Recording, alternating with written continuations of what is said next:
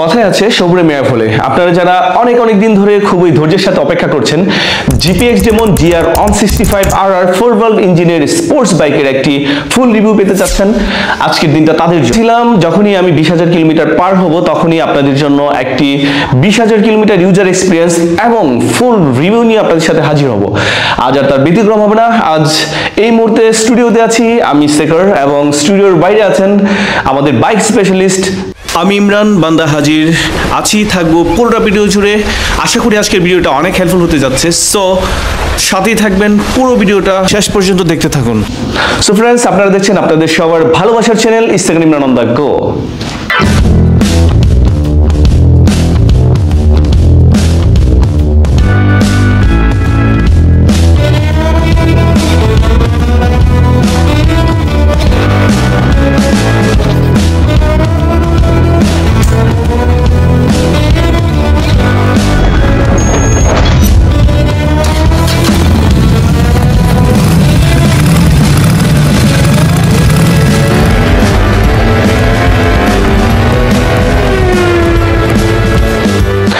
Sports bike নিয়ে কথা বলতে হলে সর্বপ্রথম মাথায় যে বিষয়টা আছে সেটা হচ্ছে এই বাইকের লুকস। এর aggressive look, aromatic design, muscular fuel tank এবং নিউ গ্রাফিক্স নিয়ে এই সুন্দরীকে প্রথম দেখাতে যে কোনো বাইকার প্রেমে পড়তে বাধ্য।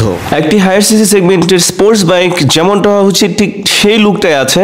এখন পর্যন্ত বাংলাদেশ মার্কেটের নাম্বার 1 লুকসের বাইক বলা হয় এটিকে। এর ডুয়েল ব্যারেল এক্সজস্ট থেকে যে সাউন্ড প্রডিউস করে সেটা শুনে কোনো অবস্থাতেই আপনার কাছে মনে হবে না এটি একটি 165 সিসি ইঞ্জিনের বাইক। স্পোর্টস বাইকগুলো যদিও অফরোডিং এর জন্য নয়, তারপরেও বিভিন্ন জায়গায় টোর দেওয়ার সময় অনেক সময় আমাদেরকে অফরোডিং করতে হয়। তো এরকম বন জঙ্গলের ভিতরে বা পাহাড়ি ঢালু রাস্তায় এই বাইকে আমি এখন পর্যন্ত ব্যাক পেইন ইস্যু যেটা এটা পাইনি, আমার হয়নি। জিপিএক্স ডেমনের যে সাসপেনশন আছে, সামনে আপসাইড ডাউন সাসপেনশন, পিছনের মনোশক সাসপেনশন আমাকে খুব ভালো ফিডব্যাক দিয়েছে। তবে কোনো স্পোর্টস বাইক অফরোডিং করার জন্য নয়, এটা মাথায় রেখে বাইক কিনবেন।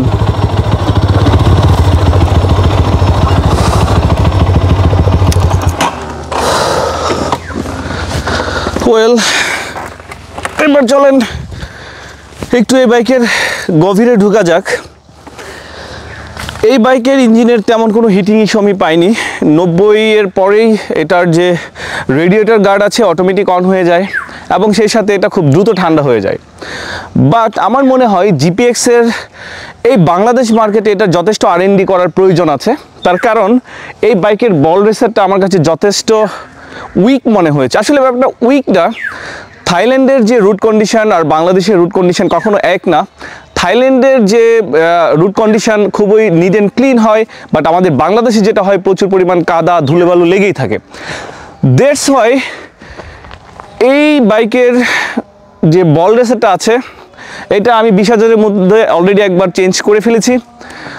আর সবথেকে বেশি আপনাকে ভোগাবে যে সমস্যাটা সেটা হচ্ছে এই বাইকের চেইন থেকে একটা এক্সট্রা ব্যাড নয়েজ আপনি লক্ষ্য করতে পারবেন, মানে ফিল করতে পারবেন বিষয়টা খুব দ্রুতই, মানে খুব তাড়াতাড়ি আপনার এই বাইকের যে চেইন পকেটটা আছে চেইনটা খুব লুজ হয়ে যায়। আমি বারবার এটাকে অ্যাডজাস্ট করার পরেও লুজ হয়ে যাচ্ছিল। তবে হ্যাঁ, এই প্রবলেম থেকে যদি কেউ মুক্তি পেতে চান তাহলে একটাই রাস্তা, বাংলাদেশে আফটার মার্কেট অনেক চেন পকেট চেন পাওয়া যায়, যেমন জমথাই, ডিআইডি, খুব ভালো ভালো চেন পকেট এবং চেন পাওয়া যায়। আপনি যদি এটা একবার চেঞ্জ করে নেন তাহলে আশা করি এই প্রবলেম থেকে টোটালি মুক্তি পাবেন। এবার আসি এর মেইন পার্ট, পারফরমেন্সে। একটি স্পোর্টস বাইকের পারফরমেন্সের কথা যদি বলতে হয় তাহলে প্রথমেই যে ব্যাপারটাকে বলতে হবে সেটা হচ্ছে এর ইঞ্জিন পারফরমেন্স কেমন। একটি স্পোর্টস বাইকের ইঞ্জিন থেকে যত ভালো পারফরমেন্স আপনি পাবেন তত ভালো একটা এক্সপিরিয়েন্স সেই বাইকের সাথে আপনার হবে। তবে হ্যাঁ, জিপিএক্স কিন্তু আপনাকে এখানে নিরাশ করছে না।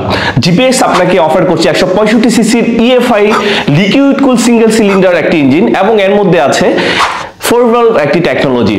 4 valveটা হচ্ছে জিপিএক্স এর একটা নিজস্ব টেকনোলজি এবং এই টেকনোলজি থাকার কারণে আপনার এই বাইক টপ ইন্ডে গিয়ে খুব ভালো পারফর্ম করতে সক্ষম। অর্থাৎ আমরা সচরাচর যে প্রবলেমটাতে পড়ি, স্পোর্টস বাইকগুলো যখন টপ ইন্ডে যায়, অর্থাৎ স্পিডটা যখন খুব ভালো বুস্ট করে, ঠিক সেই সময়টাতে অনেক সময় পাওয়ার লস করে। বাট জিপিএক্স আপনাকে সেখানে কিন্তু কোনোভাবেই নিরাশ করবে না। টপ ইন্ডে সে খুব ভালো পাওয়ার প্রডিউস করতে সক্ষম। অনেকেই বলার চেষ্টা করছেন বা অনেকেরই একটা কোশ্চেন আছে, সেটা হচ্ছে জিপিএক্সটা কি আদৌ চাইনিজ বাইক কিনা। ওয়েল, আমি এখানে একটু ক্লিয়ার করতে চাই, সেটা হচ্ছে জিপিএক্স এর ওয়েবসাইটে গেলে আপনি দেখবেন জিপিএক্স 2000R, অর্থাৎ জিপিএক্স এর যে বাইকগুলো আছে সেটা হচ্ছে 200 সিসির। হ্যাঁ, তার মানে জিপিএক্স যে বাইকগুলো তৈরি করে, যে ইঞ্জিন তৈরি করে, সেটা হচ্ছে 200 সিসির। বাট যখন জিপিএক্স বাংলাদেশে লঞ্চ করা হয় তখন কিন্তু বাংলাদেশে 200 সিসির অনুমোদন ছিল না। দ্যাটস হয়ে বাধ্য হয়ে এটাকে কিছুটা কাস্টমাইজ করে, অর্থাৎ ইঞ্জিনটাকে 200 সিসির জায়গায় 165 সিসি রিপ্লেস করে তারপর বাংলাদেশে প্রবেশ করানো হয়।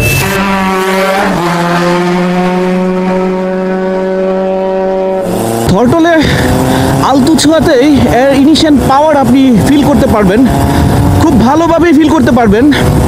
হাইওয়েতে আমি এর টপ স্পিড পেয়েছিলাম 144, তবে অনেকেই 160, 62 পর্যন্ত টপ স্পিড পেয়েছে, বাট আমি সেই রিস্কটা এই মুহূর্তে নিতে চাচ্ছি না।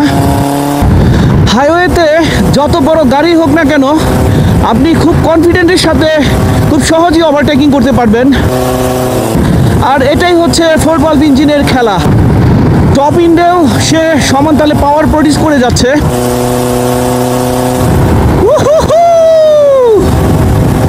তবে বাইক রাইড করার সময় সবসময় মাথায় রাখবেন, যত গতি তত ক্ষতি। তাই আশপাশ সব কিছু খেয়াল রেখে বাইক রাইড করবেন, বিশেষ করে এই হাইওয়েতে। বিকজ আমি সবসময় যে কথাটি বলে আসি, সেফটি ফার্স্ট। এরকম একটি পাওয়ারফুল ইঞ্জিনের বাইককে নিয়ন্ত্রণ করার জন্য প্রয়োজন অ্যাডভান্স ব্রেকিং সিস্টেম, আর জিপিএক্স এখানে আপনাকে অফার করছে তাদের নিজস্ব টেকনোলজির ডুয়াল চ্যানেল এবিএস। দেখুন, ডুয়াল চ্যানেল এবিএস আছে বলেই যে এটি আপনার জীবন বাঁচিয়ে দেবে সেটা আমি বলছি না, তবে এই বাইকটিতে ডুয়াল চ্যানেল এবিএস থাকায় বিশেষ মুহূর্তে আপনি খুব কনফিডেন্টের সাথে ব্রেকিং করতে সক্ষম হবেন।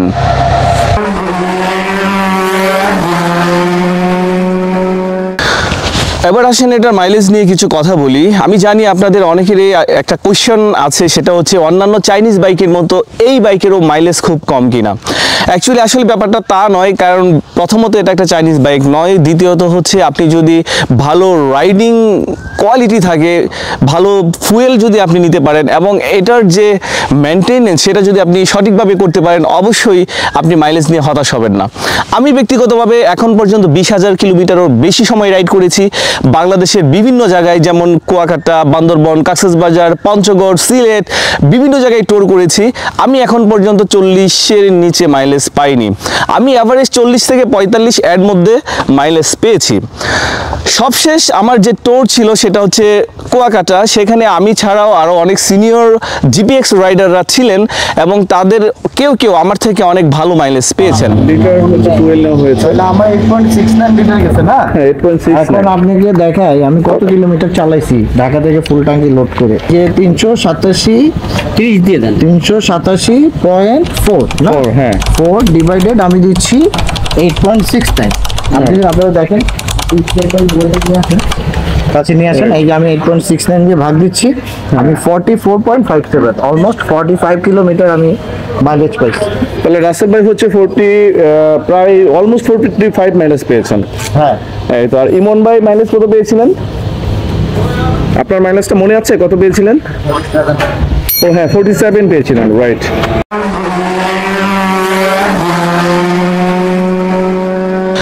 বাইক তো আপনি কিনে ফেললেন, এখন এর সার্ভিস নিয়ে কি ভাবছেন? জিপিএক্স ডেমনের একটি কমন প্রবলেম ছিল, সেটা হচ্ছে তাদের যে মেইন সার্ভিস সেন্টার ছিল ঢাকাতে, সেটা ছিল খুবই ছোট এবং খুব ভালো মানের ছিল বলে আমি বলবো না, বাট রিসেন্টলি জিপিএক্স ডেমন তাদের এই মেইন সার্ভিস সেন্টারটাকে শিফট করে নিয়ে গিয়েছে ডিওএইচএস এবং অনেক বড়, আমি বলবো আন্তর্জাতিক মানের একটি সার্ভিস সেন্টার তারা আপনাকে এখন প্রোভাইড করছে। সো সার্ভিস নিয়ে আপনাকে এখন আর খুব একটা ভোগান্তিতে পড়তে হবে না, এবং আমি ব্যক্তিগতভাবে তাদের বর্তমানে যে সার্ভিস প্রোভাইড করছে আমি স্যাটিসফাই। ঢাকার বাইরে জিপিএক্স ইউজারদের জন্য স্পিডোস লিমিটেড ব্যবস্থা করেছেন আফটার সেলস হোম সার্ভিস। বাসায় বসে প্রথম 4টি সার্ভিস আপনি ফ্রিতে নিতে পারলেও আপনাকে গুনতে হবে একজন টেকনিশিয়ানের আসা যাওয়ার ভাড়া। যদিও শুরুর দিকে কোনো গ্রাহককেই এই এক্সট্রা ভাড়াটা পে করা লাগতো না। স্পিডোস লিমিটেডকে আরেকটু এই দিকে মনোযোগী হওয়া উচিত, সেটা হচ্ছে ঢাকার ভিতরে তাদের একের অধিক সার্ভিস সেন্টার থাকলেও ঢাকার বাইরে যে পরিমাণ সার্ভিস সেন্টার আছে তা কিন্তু প্রয়োজনের তুলনায় খুবই কম। আমি বলবো সারা বাংলাদেশে প্রত্যেকটি জেলা শহরে না হলেও অন্তত বিভাগীয় শহরগুলোতে যেন সার্ভিস সেন্টার অ্যাভেলেবল করা হয়। সো ফ্রেন্ডস, এতক্ষণ ধৈর্য ধরে ভিডিওটা দেখার জন্য আপনাদের অনেক অনেক ধন্যবাদ। সবাই ভালো থাকবেন, সুস্থ থাকবেন। এই ভিডিওটি যদি আপনার ভালো লাগে অবশ্যই লাইক, কমেন্ট এবং শেয়ার করতে ভুলবেন না। আজকে এই পর্যন্তই বিদায় নিচ্ছি। আমি স্টেকার এবং সেই ইমরান। আমি স্টেকার সেই মানে কি? আমি স্টেকার হলে তুই ইমরান হবি না? Way bro. অ্যাকচুয়ালি ফ্রেন্ডস, এতক্ষণ যে ভিডিওটা দেখলেন যদি ভালো লাগে অবশ্যই লাইক, কমেন্ট, শেয়ার করতে ভুলবেন না। দেখা হচ্ছে নতুন কোনো ভিডিওতে, নতুন কোনো জায়গায়। Still then take care. Okay, আমি আর আপনাদেরকে দ্বিধাদ্বন্দ্বে ফেলবো না। অ্যাকচুয়ালি যে ইস্তেকার সেই ইমরান, যে ইমরান সেই ইস্তেকার।